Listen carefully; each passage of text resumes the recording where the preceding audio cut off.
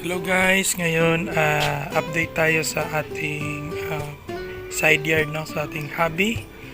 At share ko lang sa inyo guys kung anong nangyari dito sa side yard natin. So bali pala guys, naiwan ko sila ng mga 3 days at kasi pumunta ako ng bangko. Nag-process ako may pinprocess kami ng asawa ko. So okay naman sila guys, pero yun lang nga, last week dito muna tayo sa sa aking yellow pingo. Yan, so makikita nyo guys, wala na yung isang lalaking male na yellow pingo natin, no? Nawala na siya, namatay. Di ko alam basta pagka kinabukasan nakatihaya na lang siya dyan. So okay lang, ganyan talaga yan guys, no, pag-hobby. At okay lang din naman kasi marami pa rin yan, ito yung mga fry nila. So ito pa yellow pingo din to guys. Yan, tsaka bumili na lang ako ng mga plants, ganyan, kasi nakakatulong din yan sa tubig, yan, oxygen. Tsaka yung isa kong strain guys, ito yung wild koi na belly glass. So makita nyo guys, ito na yung first batch, no? Yan, malalaki na sila. Actually 2 batch to, pero pinagsama ko na sila, parang first batch. Parang isa sila din yung naging dahilan kung ba't ako bumalik sa ganitong sa pag-iisda. So ito yung ibang fry ng wild koi glass belly. Yan, ito rin, meron na rin dito. Ngayon lang talaga. So kung makita nyo guys, gumamit ako na ganito kasi nakakain nila yung mga anak nila, no? So kailangan natin silang lagyan ng ganyan para hindi makain, pang sala. So ito, mga anak na rin to, siguro 1 week from now. Tsaka ngayon lang talaga guys, kita natin dito sa female dito na yellow pingo, may nag-drop na rin, no? May nag-drop ngayon lang talaga. Yan, yan, yung maliit na yan. So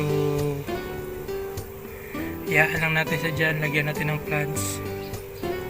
Tapos ito guys, yung 1-year-old ko na may get 1-year-old ko na pink tail, albino pink tail ko na gapi. So yung isang male doon, parang may sakit siya guys, pero naano ko naman tong tubig, hindi ko alam ba't nagkaganyan siya. Siguro sa edad na rin, no, yung matanda na. So titingnan natin yan mamaya.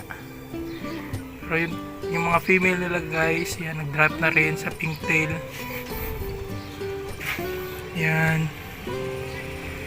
Tsaka ito rin yung sa wild koi na mga glass belly. Tsaka ito yung sa pink tail na mga fry. Ito rin, pink tail din to guys. Bumalik na talaga ako dito guys, kasi nanganak pa sila. Akala ko wala na talaga itong pink tail tsaka itong belly koi, wild koi. So yun, nakabalik ako sa pag-hobby. At tsaka pumili na rin ako ng plants doon sa parang Cartimar nila doon, no, yung bagsakan talaga ng isda. May video ako nun guys, baka masingit ko mamaya. Yan, tsaka may mga muli din dyan. Yan, marami yan guys.